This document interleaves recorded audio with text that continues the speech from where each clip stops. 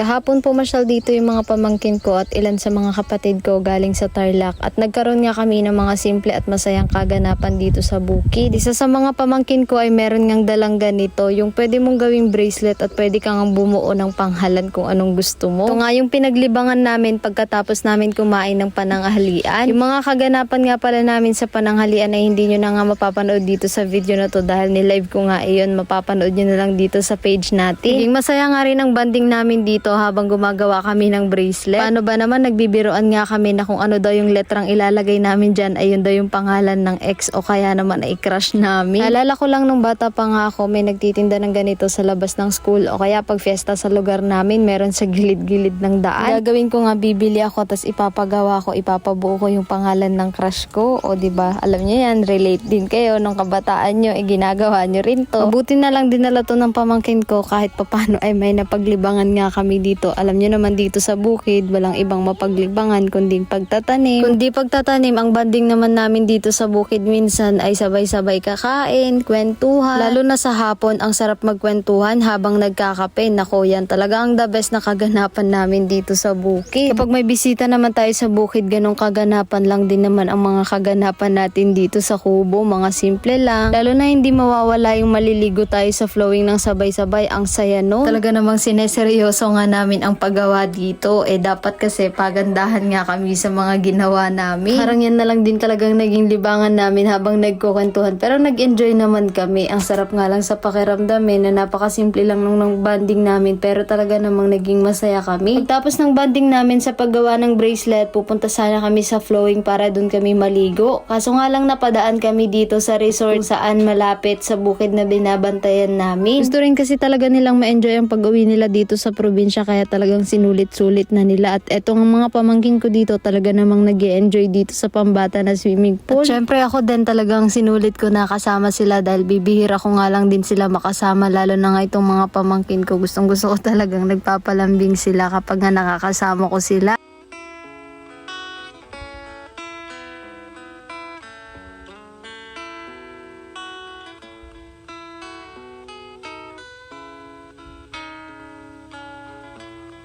Ang sarap lang din paminsan-minsan na nakakalabas at nakakapag-enjoy nga tayo katulad nito. Maigi rin kasi yung paminsan-minsan ay nakakapag-relax nga tayo. Syempre hindi rin natin maiwasan na nai-stress tayo sa mga problema o pagsubok na pinagdadaanan natin. Lalo na yung pagod, hindi natin maiiwasan lalo na kung araw-araw tayong nagtatrabaho. Sabi nga nila kapag stress at pagod ka na, kailangan mo nang mag-refresh. Para sa akin ito na kasi nakakapagpa-refresh ng isip ko kapag lalabas nga ako, lalo na nga kapag nakakatanaw ako ng magagandang view. Tapos namin sa resort, dito naman kami dumiretso sa flowing para magbanlaw at para makapag-banding na rin kami dito. Alam nyo naman may kahirapan din ang tubig sa Tarlac at nagbabayad nga sila kaya naman talagang na-miss nila ang tubig ng probinsya na malinis, malamig at anli, higit sa lahat ay libre. Ang sarap lang din talaga maligo sa ganitong tubig. Kagandahan pa dito ay hindi mo na kailangan pang pumili at maghintay ng matagal bago ikaw yung susunod na mag-igib or maligo. Ito ang mga pamangkin ko talagang enjoy na enjoy, lalo na nga itong si RJ. Mas nag-enjoy pa nga siya dito sa flowing kaysa nga dun sa swimming pool. Sarap lang din talaga kasi maligo sa ganitong tubig. Yung pag sumahod ka nga, ramdam mo talagang napakalinis nga nung tubig. Sino ba namang hindi mapapalundag o mapapasayaw sa ganito kasarap na liguan? Kaya tignan nyo naman yung pamangkin ko. Oh, may pasayaw pa nga. Parang nung nakaraan nga yung isa ko rin pamangkin na pasayaw nga sa sobrang sarap ng ligo. Itong si RJ talagang enjoy na enjoy. Paano nakikita niya nga itong tubig na to sa vlog ko at gustong gusto niya nga yan marating.